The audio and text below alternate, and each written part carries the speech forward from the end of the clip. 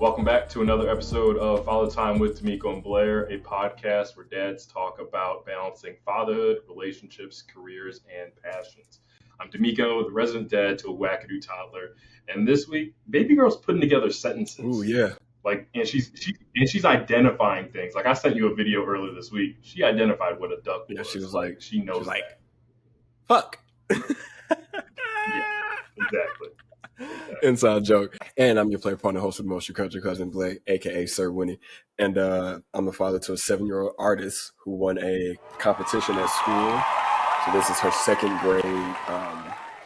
At her school, they had a second grade bookmark competition, and she made a double-sided bookmark, and that's what got her the dub. Is because she put down here her little favorite Squishmallow or Pom Pom Puree. Yeah, Pom Pom Puree. Gave it the rainbow colors, and then followed up with the rainbow dots on the back. I told her to always leave her signature. So, yeah, man. And we went to the library today, and the teacher was like, or the librarian was like, "Hey, Penelope, show your dad that you won." And she was like, "I won?" Because my daughter cares about nothing. Oh, man. Yeah. Put your name on it, girl. Sure. It's yours. Yeah, I was happy. That's beautiful. Yeah. How's your week been, man?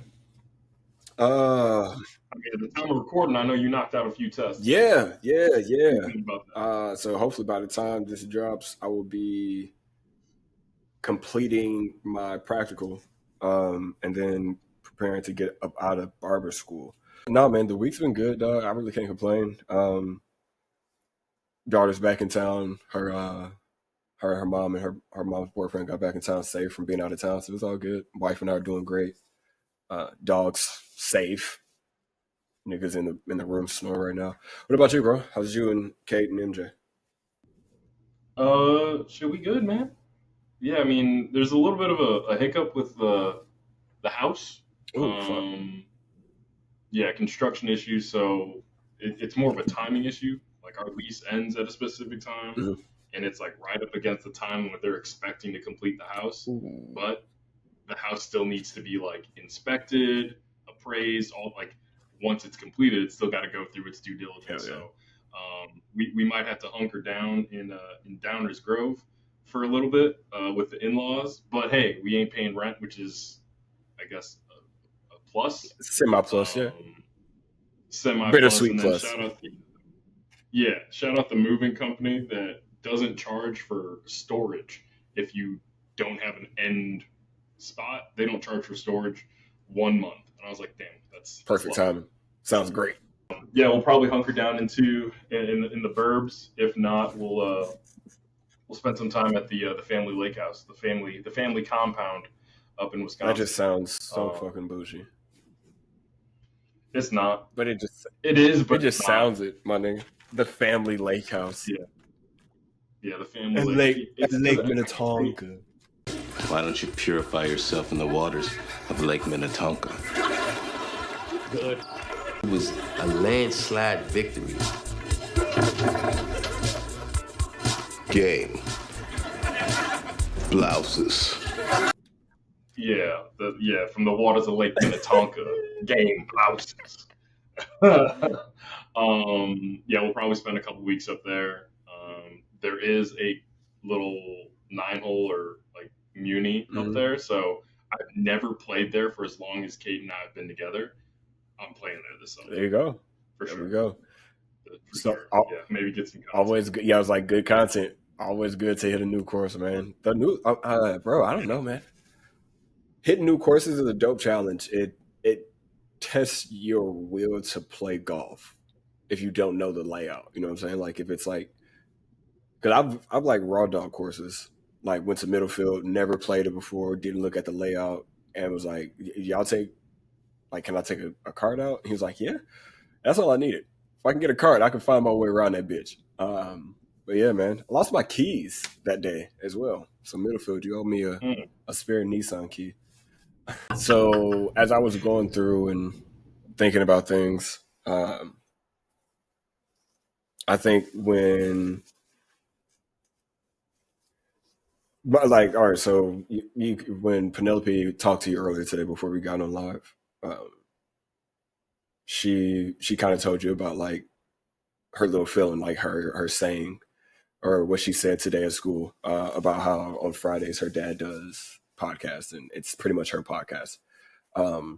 When she told me that shit earlier today for the first time, I feel so much pride because she has like that understanding of knowing like this is hers. Like my dad isn't a dad without me, and I'm not a dope kid without my mom and dad. But she has like she's starting to take ownership in things. But I was thinking about it, and we talk about it a lot. How that's what we want for this podcast.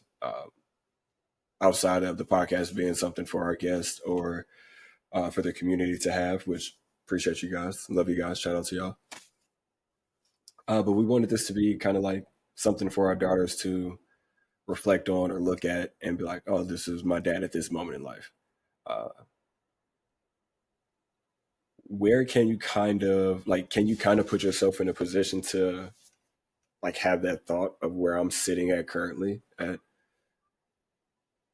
Can you imagine Mayuri's pride in her dad just based off of a podcast? And we're, 2 episodes in, a few months in? Or excuse me, 2 seasons in, a few months in? Yeah, I don't know. It's tough when we think about creating. Like we created this podcast out of thin air, and to you and I and the folks that have watched thus far, like they hear us talking about it. Shout out the audience, shout out the Follow Time family. We got to come up with a name for y'all, the ones that have been rocking, the real ones, the day ones. We got to come up with a name for y'all. No, we'll definitely like we'll put it to the comment section. We'll create a name for our community because it's only right. It's only right. Yeah, exactly. But no, I mean, in creating something from scratch, and knowing that like we firmly believe in what we're doing, it's hard to have family, friends buy into how big we think this can be. And this goes for anybody that's creating something. It's lonely because your friends, your family, they're not there dealing with it 24/7. Like we say, never not dad. We're never not father time. We're always thinking about how to grow this podcast, grow this community, because we think the conversations we're having are great. I always feel recharged at the end of each episode, even in the process of editing it. I'm reliving those conversations. Shout out Keith, first guest we had. Well, real quick, I just want to say I appreciate this because I think the thing that's important about, although this setting is in a podcast, I don't think we talk about these things enough. And it's like a healthy thing. Like I know that when we get off of this, I got family down there and I'm going to soak that up because of like the dopamine that I've gotten from this conversation is going to allow me to go enjoy that much more. Okay. So like, thank you. I appreciate you guys. He said it himself. He's like, I'm going back to my family with this dopamine of talking about them. And until you're in it, you don't understand what this is. And so trying to convince like our partners what this is and hoping they see the vision, knowing that, like right now it seems like it's short-term gratification for us, but we're trying to build something. Like we're trying to make stuff happen for us to keep this enjoyable, but also to grow the community and do the stuff that we love to do. But yeah, it's not everyone's vision yet. Like it only sounds crazy till it's done, you know? And so to know that Penelope sees that and takes pride in that. I mean, by the time Mayuri is Penelope's age, father time is going to be fully freaking realized. Like 7 years in, we'd be doing this for 7 years. Right now we're on pace to have 4 seasons in a year. So 28 seasons? We're going to have 28 seasons by then? Bro, that sounds crazy. Yeah. By 28 seasons, we got a damn TV show. Yeah, we should be on somebody's Netflix at some point. You bitches. You bitch you. We gonna have our own TED Talk. We gonna have a live TED Talk event type thing. Yeah, But yeah, I can only imagine. I think back to my dad owning his own company and not realizing the magnitude of what he did to get mhm. there, but realizing the freedom it had, and it felt weird for me growing up. Like I was proud of my dad. I was like, oh man, yeah, my dad. Anytime I had to fill out those FAFSA forms or standardized test forms or whatever, like, what are your parents' occupation? I was like, Dad, what do you do? He's like, I'm a sole proprietor. Like I own my own Mhm. company. And anytime people ask, like, oh, what does your dad do? I'm like, oh, he owns his own company. No one else's dad said that. So I was like, oh shit, like my dad's big time. Okay. All right, Pops, I see you. I see you out here. Okay, Bruz Barbecue. Okay, I see you. But yeah, there's a sense of pride that I had as a son, knowing that yeah, my dad owned a business, and I didn't hear any of my friends say that. Nothing against their parents or anything like that, but like I never heard of them owning companies like that. Like I saw the way my dad moved, and I was like, man, that's the inspiration to being where I am right now. Is I want to create something where I have the freedom and flexibility to be around Mayari as much as possible, be at all of her events. My dad never missed any of my events ever. He was the one taking me, so he had the freedom of schedule to do so. Yeah. Um, and so hopefully that's something that we can create for ourselves. And I mean, who knows if we add a third guest host or a production team or whatever. Like we just trying to help dads out. You know, dads helping dads. Yeah, it's really the game plan, and that's why um, I think that's why kind of I leaned into being a barber as well. Although it is a bit late, I guess, for some people, but it's early as shit for me because I'm just starting it. But that's why I got into barbering because it allows me to have the freedom to pick her up from school every single day. Like I'll never miss a day. I'll never miss an opportunity to be there. My schedule will be open at times where I know I need to be around my family.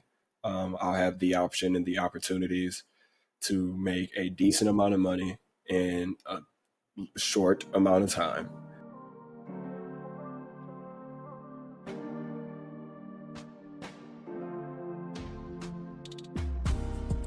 We'll put the same effort that we would for Father Time into any sponsorship spot that we got or anybody who will want to work with us. And this might sound like a little sales pitch, but it is. It's more of it's a straightforward, aggressive sales pitch. Like we are going to work for whatever company the same way that we work for ourselves, and that's why we were frustrated, um, knowing that the effort that we put into this sometimes isn't being received well. When we feel those things, um, just know like we were angry and frustrated behind the scenes, but every time we feel that way, we just come back into an episode and we kill it. And we give you guys textured backgrounds. We give you guys excellent transitions. We give you guys what's coming up next. Like shout out De'Meco for putting all that shit together during the break. And now we just execute that way. So shout out to D. That's all you. Man, I appreciate you, man. I appreciate it, man. This has been my creative outlet. Um, I think about a lot of content ideas that I can do individually, but it's just like it's hard. Shout out all the content creators that we've had on thus far, and that like do skits and shit. Like they script that. Like it's hard. Oh It's my hard God, yes. be comfortable for me, especially for me. Like we don't put baby girl's face online, so like how do I get around doing that? All right, do I blur her face in every video? And I'm like, all right, maybe that's just what I'm gonna do. My wife is currently working on a children's book for her, so once she has the animated version of Mayari's face, that is what you'll see whenever her face is on Yeah. camera. Um, Subtle plug to the Our Family Vibe book collection. And I ain't nothing subtle about it. That's a shameless plug. um, but yeah, this has been a really good creative outlet for me. So shout out you for introducing me to this world. Like, man, you brought me on my first podcast, interviewed me, the first person to ever interview me. And at the time of this recording, we're working on getting Lamorne on this podcast because the origin story of this friendship is New Girl It's him. Winnie the Bitch. It's you, bro. It's him, It's man. you. Hey, Cece. Hey, yo, Cease, what up, fam? It's your girl, Winston, a.k.a. Winnie the Bitch, a.k.a. Brown Lightning. Schmidt dropped falling like a bad habit, okay? So ain't nobody riding shotgun. So you better get on while the getting is good. You got it? It's always been you. We puzzling. We puzzling right now, okay? We trying to fit the pieces together, okay? We are 8 and up. Yeah, I'm all the way up. Also, I do all of my podcasts bottomless just because of Winston. No, I'm joking.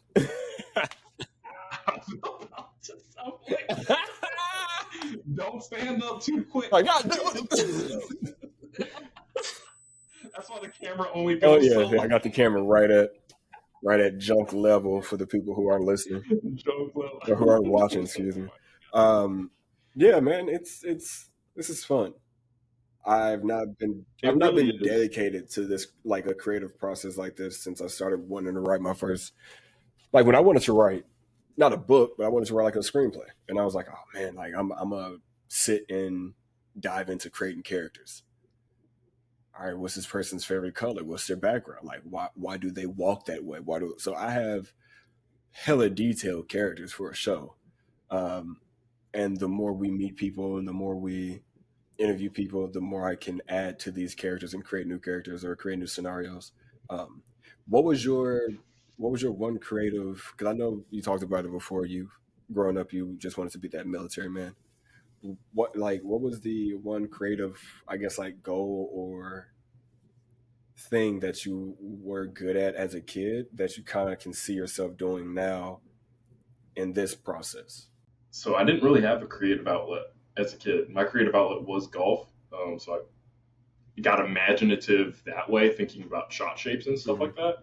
It helps being halfway decent where you can control where your ball is going. There's a difference between knowing where your ball is going and controlling where your ball is going, and being able to, These are facts. In the Jethro's episode, we talk about like puring an iron or hitting a baseball. Like you just know. You just know. There was a time where I would stand on the tee box and know exactly where my golf ball was going. I couldn't place it anywhere there. Like that's how confident I was on the tee, and I'm as a golfer, you chase that feeling, you chase that that confidence of being on the tee box and knowing I know exactly I'm going to hit this ball exactly where I want to go within a 5-yard dispersion radius. Yeah, like I know I'm going to. I wish. That was my creative outlet. But in that love of golf, I was trying to find ways to further deepen my love for golf. And I think the closest creative outlet within that I had was golf course architecture. So I would sit and, it's where I fell in love with graphing notebook paper. God. Like I would write kind of on a map, keys of what the sand traps were. I would just design golf courses. And then I was like, oh, well, I found out my aunt was an architect. I was like, oh, well, you can design the clubhouse too. And so I was like, that's where I kind of just fell in love with, just golf course architecture and layouts. And then I looked at that as how do you play the golf hole? Obviously the architect that designed the hole had a specific way for the player to play the hole, depending on where you're teeing off, hazards, and then hole placement. And so, I just kind of got in the mind of golf architects and tried to make holes that were hard for me, but also would reward me if I wanted to take a risk, like going for it on a par 5 or whatever. So I enjoyed that. And I think when I apply those same creative juices to the podcast, I'm out here puzzling, I'm just trying to figure it out. Like, I enjoy that process of, all right, I saw so-and-so do this in an edit on a transition. How do I do that? Obviously, you go to Google, you go to your search engines, you chat GPT that shit, head to TikTok, whatever it is, you figure it out. And then you just kind of play around to see how the settings work. So this has just been, I think about my daughter, like that thirst of wanting to learn. Like, that's what this is. And so when we have our production meetings and I'm trying to be extra, I'm trying to make Father Time the MCU version of podcasting. That's where that comes from, is because I'm trying. I just want to learn how to do all the things, because who knows what this may turn into. Like, we do enough editing of the podcast, someone may see this and be like, hey, I want to hire you as an editor. I don't know what that looks like.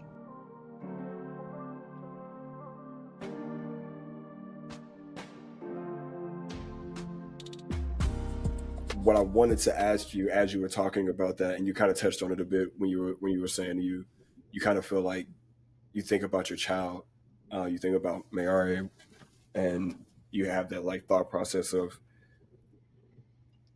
the willingness to learn, the yearning to know what's next. How do you get creative with MJ? I know how you get creative with MJ, but how do you spark her creative juices? Mayari is very smart. Like, she's damn near a genius level child at 18 months, and I'm stamping that. My niece is on it. I put my 18-month-old niece versus any of y'all niggas babies, bar for bar, pound for pound. You know what I'm saying? We here with it. Yeah, that's what we on.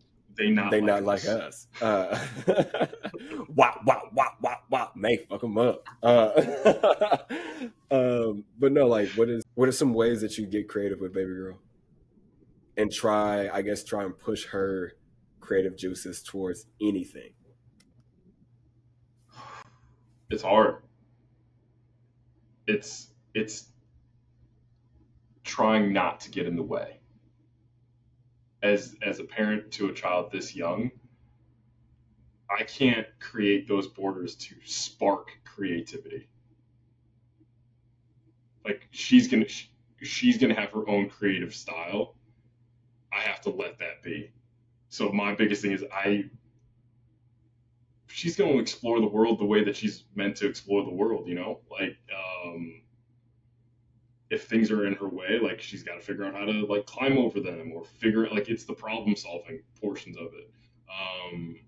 Yeah, just getting out of her way and letting her figure it out herself, develop that perseverance, that grit, of determination of getting the outcome she wants. But I mean, we've got like drawing pads, and I'm just always doodling on those.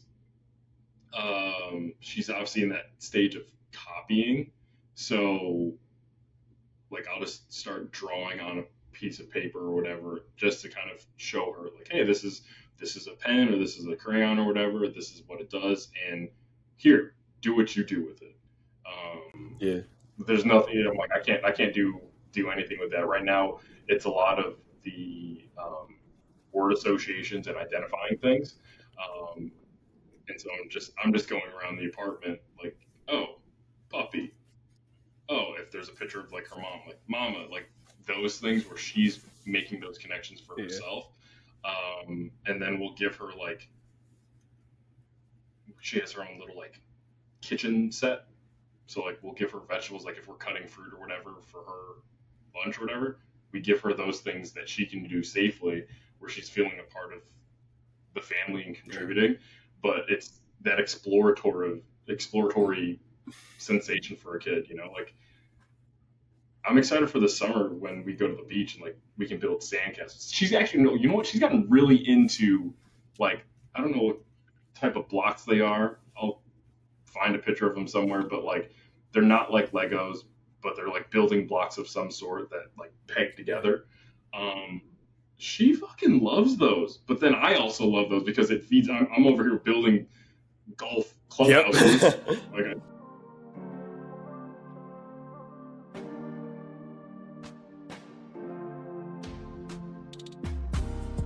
top 5 video games. your Oh, top Jesus five. Christ. Let me preface this because we got roasted for the Marvel stuff. People didn't listen. I asked him his top 5 Marvel movies. Blair, what are your top 5 video games? Is this like all time list? Bro, this is crazy. Like, I don't have this.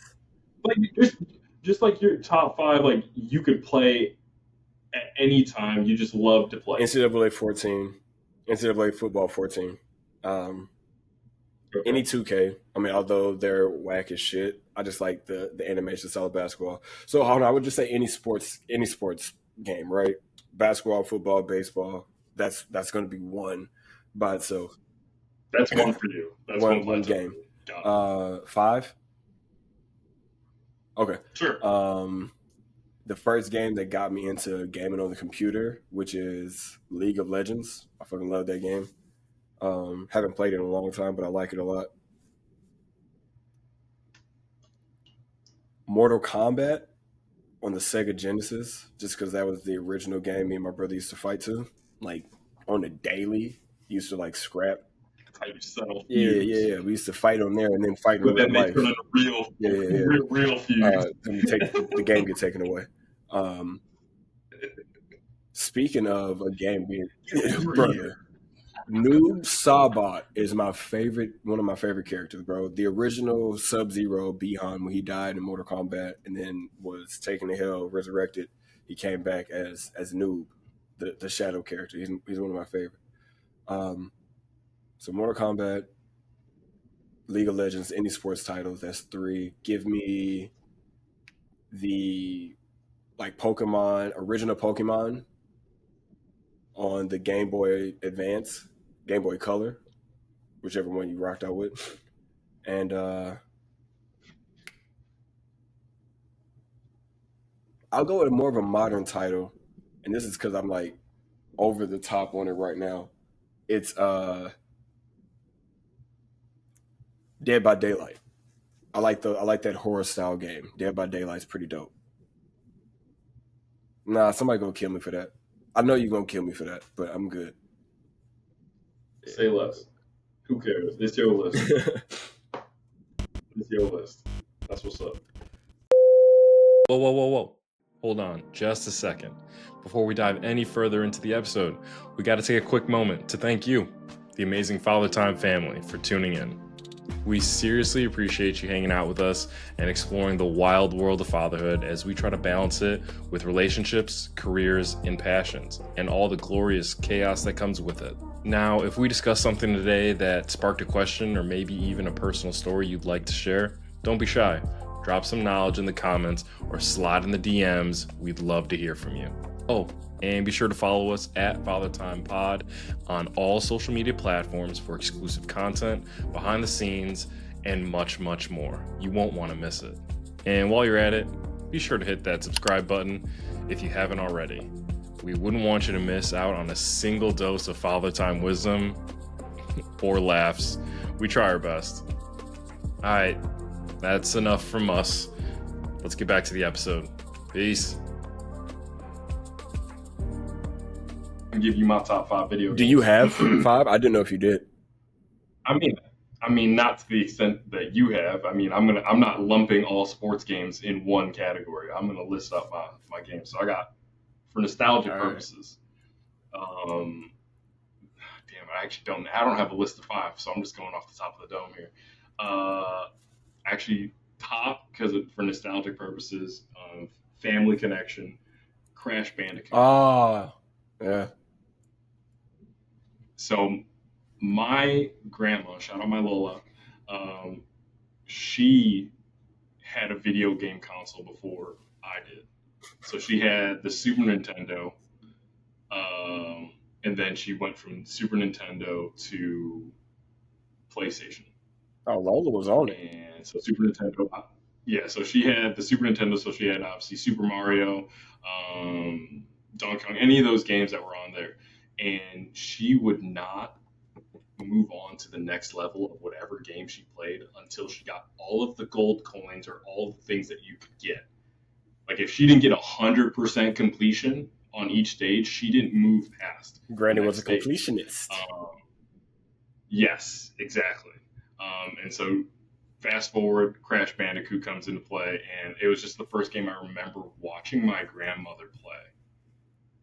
And I was like, oh, that's again, I didn't know any grannies that My granny cooler than yours. played video games. I was like, I didn't know. Like, my granny got a PlayStation. I got to go to my granny's house for the PlayStation. Like, I didn't. That was real. Like, I didn't have one Yeah. myself.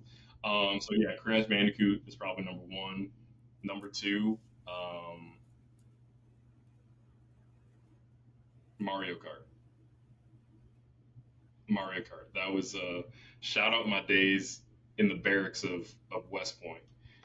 We would play Mario Kart amongst us There cadets, you go. and it got heated. That's definitely a Yeah. game that It got goes heated. crazy. Yeah. I'm imagining like the scenes from The Office where they're playing Call of Duty, all in the same office, and like it's very like that team effort. Yeah, Crash Bandicoot, Mario Kart.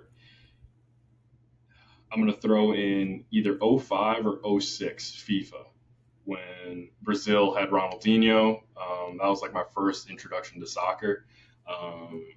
What a fun Yeah. What a fun game. That's three. Ooh.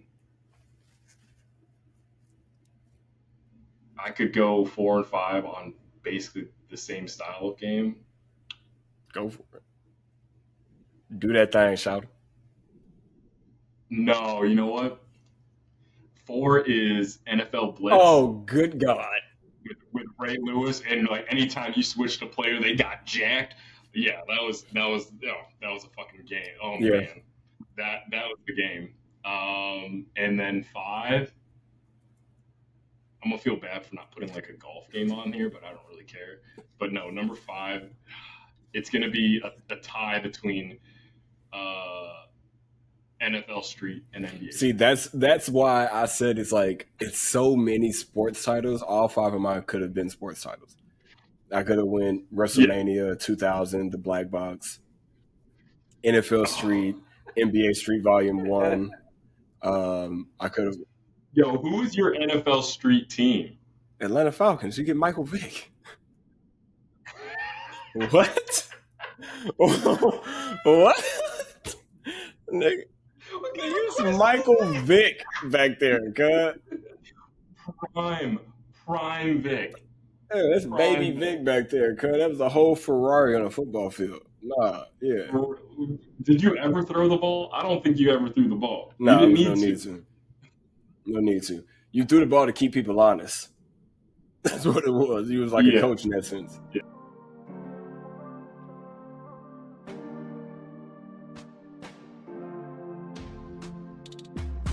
I have interacted with a lot of fathers over the past week on the golf course. With that being said, you did go to a golf event at the time of recording, which is the end of May. You were just at a golf event this past weekend. Tell me how that went. Mm-hmm.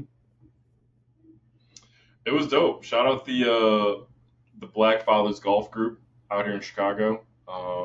Trying to create a space for Black fathers to just get together and tee it up. I actually started playing with them before I was a father. They had a Juneteenth event that was, I want to say 2021, 2022. No. Yeah, 2022, I think was their first year. And I just been rocking with those guys for a minute. But the event this past weekend, it was a good time just for Memorial Day. Your boy took home the dub with the team that I was rocking with. Clean scorecard at 10 under. No, 8 under, sorry. 8 under. Numbers, guys. 62.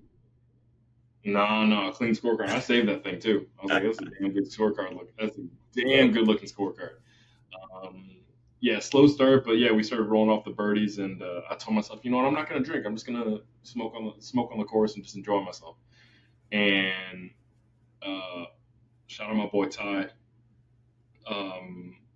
Ty Steele was like, yo, anytime we make a birdie, we gotta have birdie juice. So shots after every birdie. And I'm like, all right, cool. We par the first like 6 holes. I'm like, all right, damn, we need to make some birdies if we're gonna win this thing. And we just started rolling off birdies. And I look up and I'm 8 shots in. I'm like, all right. I love playing golf with the guys that I played golf with. Shout out to anyone I play golf with. I love playing golf with y'all too, but this is probably my favorite group. The shit talking, the vibes, like, I don't know. I was never a person to like rock out to Sexy Red, but we were rocking out to Sexy Red. Bro, like, you gots to. It was a fucking vibe. Yeah. It was just a fucking vibe. It was just so much fun. But also the shit talking. Like, as a junior golfer, I never really shit talked because I was just like, I just want everyone to have fun. Like, we're all here to have a good time, and you just never know how people are going to take shit talking. But all of these, 2 of these guys played college ball, and so like that is in their DNA to do it. And that kind of gave us all a green light to just shit talk each other. But luckily, it was a team event, so like we played a scramble, so like we were all on the same mission. But yeah, we were just cracking jokes, and this shit was just so fun. Like, golfing with your boys is just, there's nothing like it. When you're having fun and everyone has fun, like, is having fun. Like, you never want to play with a group where that one guy's taking it a little too seriously, throwing golf clubs. Don't be that guy, please. Don't be that guy. Yeah, like, we just out here to have fun. Like you said it, like, you playing 6 hours. Like, I spent money to be on this golf course. I'm going to enjoy myself. I'm not spending all this money to be pissed off on the golf course. Like, how do you Yo, that used to be my first year in. I used to get so frustrated on the golf course. And now it's like, I think now that I have found myself smiling more on the golf course and not thinking about shit, I'm playing better. Like, there's no like second thought or guessing. Like, I'm just out there just playing better because I'm not worried about shit.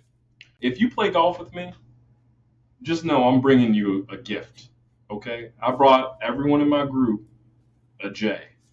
We all, look, we good. Like, we gonna have ourselves a good time. I'm here. Like, I told him, like, bro, I'm trash. I haven't been playing golf that often, but I'm bringing the vibes. I'm bringing the vibes. Shout out my boy Mo. He is expecting his first child October 15th. Baby boy. So yeah, we interviewed him for Follow Time on the Go. That was the one. Nice. We may drop his for this episode. This Saturday you'll see Follow Time on the Go with the boy Mo. So make sure y'all tune in. Let us know. Make sure y'all tune in. Let us know how you feel about that. Follow Time on the Go featuring Mo.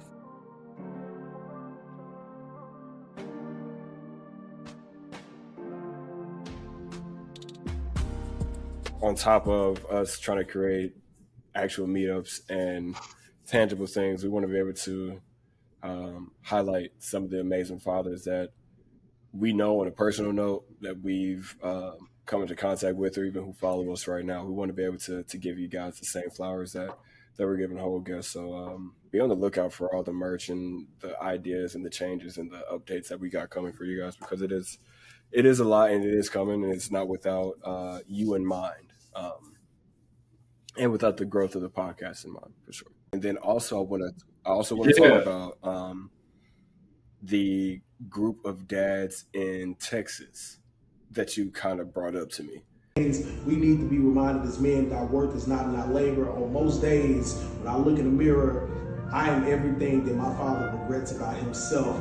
I am a library, I'm a jukebox with stories and songs for days ranging from Black Thought to Latifah to Cleo's Soul. I am more lady than human. I'm a cracked dam that need be reminded that boys who don't cry become men who drown. And many of us are sinking ships too fearful to realize that we might be our own rescue, because truth be told, we probably work a little too hard and deprive ourselves of rest, of joy, of care, of caution, of gentleness, of consideration, of mistake, of honesty, deprive ourselves of love, being held, of grace and shortcoming when our skin has met gravity on a first name basis. Probably deprive ourselves of communication or asking for what we need, because some days we don't need to be figured out, just need to be heard, if I'm honest. That was a deep ass poem. That was deep. What were some things what were some things that kind of stuck out to you in that soliloquy? I mean, all of it. I mean, just think about the title: "Boys that don't cry become men that drown." Like, why you gotta hit me in my heart like that? The one thing that stuck out to me is, and I may be poorly paraphrasing this, but we are our dad's regrets, or something like when I look in the something to mirror, that I'm effect. all my father's regrets. Yeah. I don't know why that hit me, but it did. I can't explain like why and how it hit me that way, but like when I look in the mirror, I'm the regrets of my father. Is that what he said? Something to that effect. Yeah. And then thinking that De'Meco is the regrets of his dad.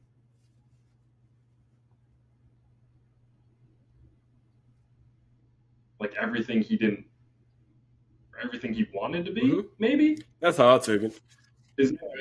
That's how I'm understanding it, because I'm like, I don't want to take it like my dad looked at me like I was a mistake, because I think that's I think what he followed up with kind of like can alleviate that thought that you would have, because he said, I'm a library, I'm a jukebox of knowledge and wisdom. Like he doesn't shy away from singing the praises of change or singing the praises of the knowledge that he's grown to have. And it's crazy that you said that's the part that you picked out, or that you pointed out to be the part of the poem that stuck out the most, because that's what stuck out the most to me instantly when I heard it. Because I feel like I am my father's, like my father is not, he doesn't regret having me. I do believe he regrets not stepping up. I do believe he regrets not being able to give off a wealth of knowledge or to play and have fun and create memories with me. I feel like he regrets that all the time. So I am a regret in a sense to him. But when I look at Penelope, I won't have that, right? So for me, I think in it more or less like I am my father's greatest dream. Everything my father wished he could have been, like I am fully realized. And that's what I see when I look myself in the mirror is the kid, I would say the kid, the grown man who just, 3-4 years ago was still frustrated in therapy, crying and talking about or questioning why he wasn't getting the love or affection or the, I guess like the want or the sense of needing to be from his father. I went from being that person 3 years ago to now realizing what we can do is what we will do. And perception is reality. When I was a child, yes, my world was ruined because most of the homies that I grew up with had their dads around, or at least was able to go kick it with their dad. I'm a grown ass man now. I don't fuck what Walter didn't do. Like, shout out to you for not doing it, because you just made me grind harder to be a better man for Penelope. Like, yeah, like I fall and I fail at times and moments. And do I regret those moments? Do I question myself in those moments, and like have moments of if I could go back in time? Fuck yeah. But I think we all do in every sense, in every step of the way. But the one thing I am okay with saying, and saying it with a sense of pride, is that Penelope, God forbid, would never not know her dad's presence. Whether that be to just come cuddle, to be braggadocious at school and talk about how her dad has a podcast that's pretty much her podcast because I am the shit. Like, whether it's one or the other, like, she knows who her daddy is, so she's proud of it. I never knew who Walter was. I knew that man by photo, one picture that I had that he sent for me when he was in jail. and then stories told from other people. I still couldn't tell you. I couldn't tell you this nigga's birthday. Penelope knows my birthday and hers, and she knows that I celebrate her birthday like it's mine because that's my second birthday. Like Penelope knows all that. So that's how I took it. But also that's kind of where I live, and sometimes in my moments as being a dad who's separated from his child, I have to find solace in those moments of knowing, like, although I'm not with my child all the time, there is never not a moment where her mom's boyfriend, her grandmother, or Penelope couldn't call me, and my wife or myself wouldn't be in one of these cars blitzing over to that house. So although things aren't as cookie cutter and as beautiful as I would like them to be, they're as great as they're supposed to be, and we good with that. We're reminiscing. We talked about it last week's episode. I think Penelope has 4 families. I don't see that as a separation or a loss. I see that as the biggest gain of all time. I don't know if y'all know math or multiplication, but it's 4 by 4 is what she got.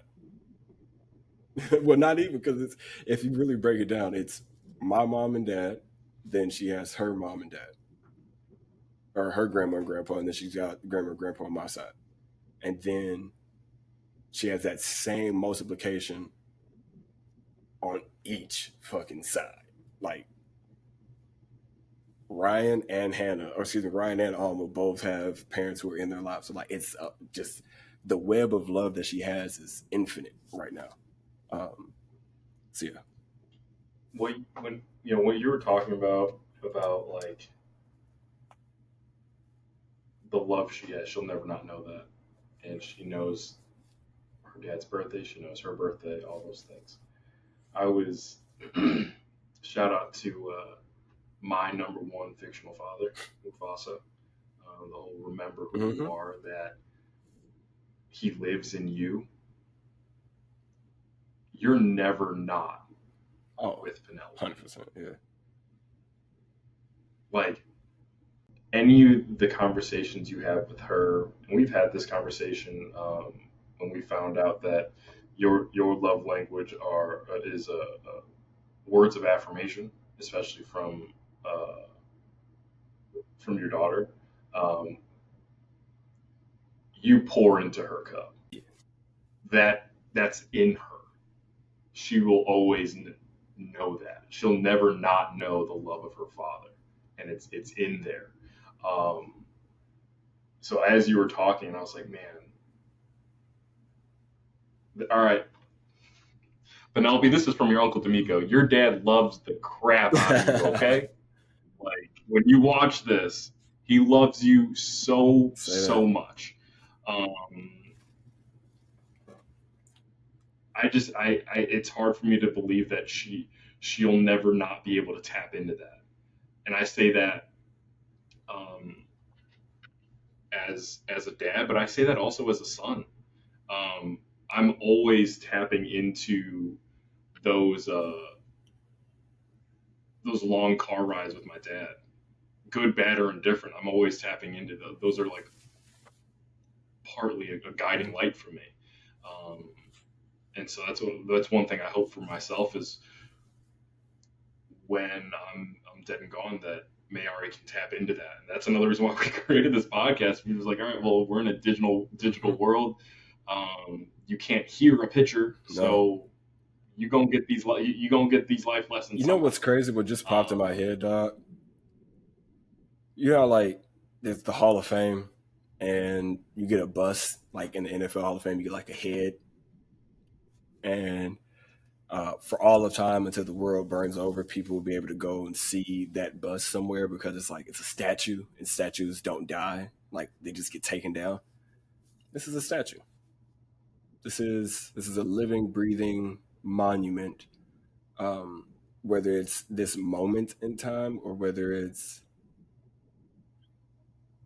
an encapsulation of the entire thing, this is a statue that one day, whether we 28 episodes in 7 years from now or 28 seasons in 7 years from now, whether we are the world's favorite podcast or we're just those girls' favorite podcasts. Penelope will be 15 years old. This is her Penelope will be podcast. 15 years old, knowing that from the time she was 3, her dad has been speaking into a microphone with her name attached to everything. So, 15-year-old Penelope, do your damn homework and stop speeding, because I know you drive like your daddy. Yeah, I was like trying to think like 15. Yeah, she's taking that driver's test. Oh, that's scary.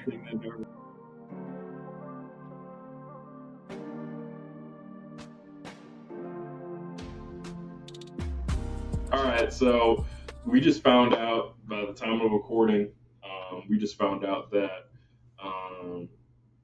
the Bears will be on Hard Knocks this season. How are we feeling about this? Initially pissed off. I was like, why? This is a sacred place. Hallis Hall. Don't nobody need to go there. Keeps the secrets in the house safe. But then after you and I talked a little bit, you made a point that I am now running with, and it's give me a reason to want to watch this team. Give me a reason to be excited about a rookie quarterback, about Matt Eberflus and his lack of dedication? Does he not have fire energy? Like, we will see. We'll be able to see behind the scenes. And every team that I've watched on Hard Knocks, I've had some type of like, oh, I kind of fuck with this player. I hope you do well in life. I want to find out for like 53 guys on Chicago. And I can't wait to see what we got. You know, Hard Knocks ruined many of my fantasy football teams. You got me out here drafting. Just based off of love. The Browns. Because I was like, oh, yeah, like, now they did turn into respectable players. So, like, what year was it? I think it was Baker Mayfield's first year in Cleveland. And he had that tight end, David Njoku. Yeah. And I was like, oh, man, that dude is a beast. Drafted him. I was like, he's going to kill it. He's going to fucking kill it. He didn't have a great rookie season. But his sophomore, junior seasons, he got better. He was that guy. Yeah, I mean, granted, I forget, was it a Hard Knocks episode? But I mean, I drafted Victor Cruz. Or I didn't draft him. I picked him up off of the waiver. I would have picked him up off of he was New York Jets. He was on the New York Jets. Well, he wasn't on the New York Jets. The New York Jets were on, he was on the Giants, Hard Knocks. And then they played versus. He cooked him in the preseason. That boy Rex Ryan was on the headset, was like, hey, so if anybody wants a guard number 3, that'd be a good option. Yo, and I think he was at the time the first time I've seen a wide receiver with a single digit number, and I was like, yo, that's fucking. Other than the number 1, I would say yes. I had only seen receivers rock number 1 as like a single digit. I had not seen many players. At the professional level? Ooh, hold on. That's what I'm saying. Like, that's a college thing. As Blair pulls out his handy-dandy history book. A few moments later. Saying here, in the year 2004, wide receivers were allowed to wear the digits 10 through 19. So he, technically, was the first player that we've seen in the NFL game. Unless somebody's going to debunk it. He's the first player that we've seen in the NFL game wearing a single digit. Shout out to Senor Victor Cruz. Number 3, Victor Cruz. Senor Victor Cruz, Mr. Salsa in the end zone. Whoa. Hold on just a second. Before we dive any further into the episode, we got to take a quick moment to thank you, the amazing Father Time family, for tuning in. We seriously appreciate you hanging out with us and exploring the wild world of fatherhood as we try to balance it with relationships, careers, and passions, and all the glorious chaos that comes with it. Now, if we discuss something today that sparked a question or maybe even a personal story you'd like to share, don't be shy. drop some knowledge in the comments, or slide in the DMs. We'd love to hear from you. Oh, and be sure to follow us at FatherTimePod on all social media platforms for exclusive content, behind the scenes, and much, much more. You won't want to miss it. And while you're at it, be sure to hit that subscribe button if you haven't already. We wouldn't want you to miss out on a single dose of Father Time wisdom or laughs. We try our best. All right, that's enough from us. Let's get back to the episode. Peace. They did Wolverine dirty with his little popcorn bucket. I'm just gonna put that Is it out. bad? I don't know if you saw it. I mean, Deadpool did a Deadpool thing with. I mean, I don't know if you saw the popcorn bucket for Dune. For Dune? No. Let me pull it up. These are the Dune popcorn buckets. Oh, wow. Okay. Yep. Okay. That. People fucked those. You know they did. popcorn buckets. That was not the move. Yeah. Somebody thought that was a good idea too. And so now this is the Wolverine popcorn bucket. We have that podcast about dads are pretty cool. Oh my Oh shit! God, I can't. I'd fight somebody if they said that to us. No way. Of course, it's on his actual website or his actual Instagram.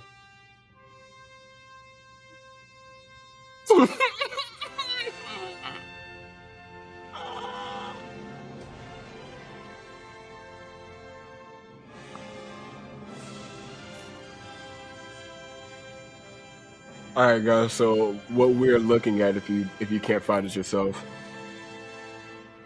it's just a. Yeah, with the butter. With the butter. Oh, please enjoy your popcorn responsibly. Oh, so it's just a Wolverine popcorn mouth wide the fuck open, like gapingly open, with no teeth. Suggestively open. With no teeth. With butter dripping It in should places not that be dripping. butter drips. But if you're getting popcorn and the guy misses at the shop, it's gonna get on there.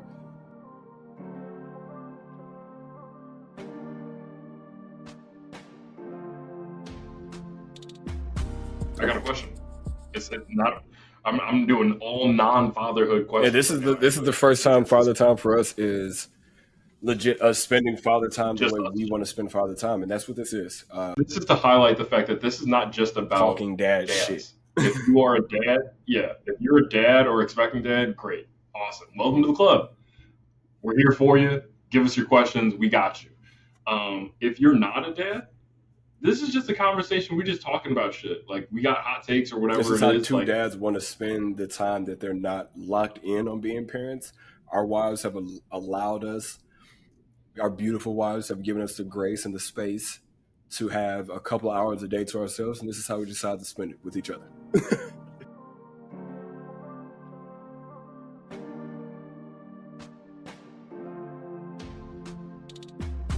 Normally, we have our guests on. We kind of do a fiction of fathers, like who their top 5 is, right?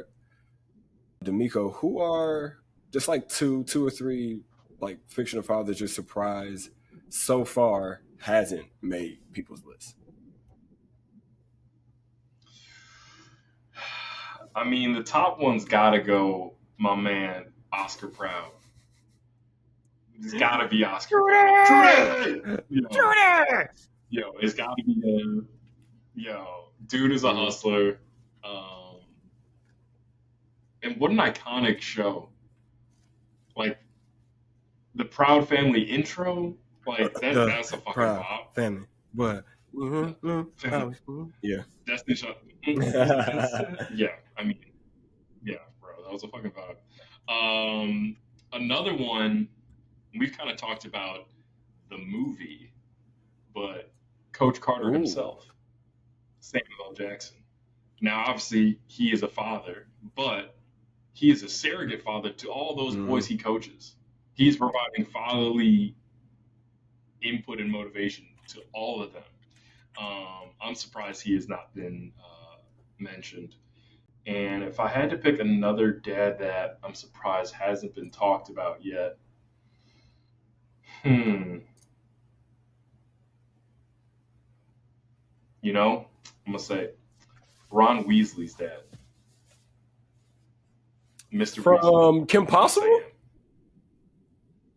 No, Mr. Weasley, man. Come on now, Ron Weasley, Harry Potter. Oh, my nigga. I was like, bro, I was like, Impossible. This nigga said Kim Possible. I heard Ron, bro. I just heard Ron, and we're watching Kim Possible like crazy now. It's one of Penelope's shows, so. Got you. No, yeah. Ron Weasley's dad. Wasn't he Muddle Blood? From, like he was human. No. Or was the mom No, human? he was not. They were both witches and wizards. They just studied. He studied muggles. That's why he would always ask like Harry, like, what is the purpose of a rubber ducky? Okay. Whatever.